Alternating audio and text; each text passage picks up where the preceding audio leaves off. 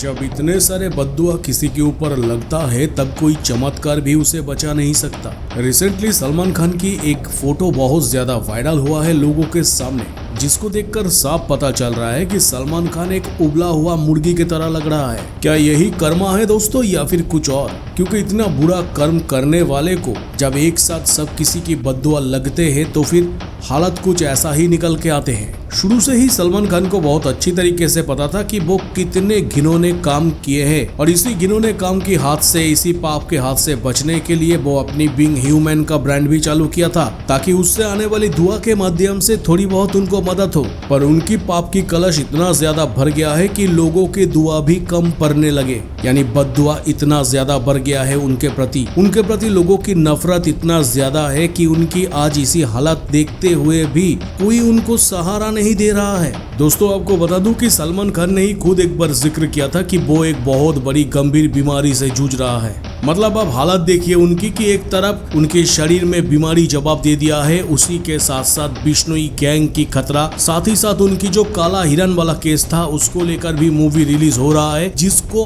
अटकाने की कोशिश किया था सलमान खान पर अटका नहीं सका। मतलब आज उनकी हालत एक धोबी घाट की कुत्ती की तरह हो चुका है। और जब इनकी ये तस्वीर मीडिया के सामने वायरल हो गई, जब तमाम मीडिया, तमाम देश की लोग इनकी इस हालत को लेकर क्वेश्चन करने लगे, उस टाइम पे भाई साहब की ईगो हर्ट हुआ और उस ईगो की वजह से उन्होंने अपनी फार्म हाउस पे जाके 3 फोटो शूट कराए और फोटो अपलोड करते हुए ये कहा कि तबीयत कैसी है आप लोगों की। यानी वो लोगों को चैलेंज कर रहे हैं कि मेरा तबीयत तो ठीक है, आप लोग सही है या फिर नहीं। यानी ये मानने के लिए वो तैयार नहीं है कि उनकी हालत खराब हो गया। अब वो इसी कंडीशन में है जिसको देखकर कोई भी बता सकता है कि सलमान खान की हालत और दिन दोनों ही खत्म हो गया है।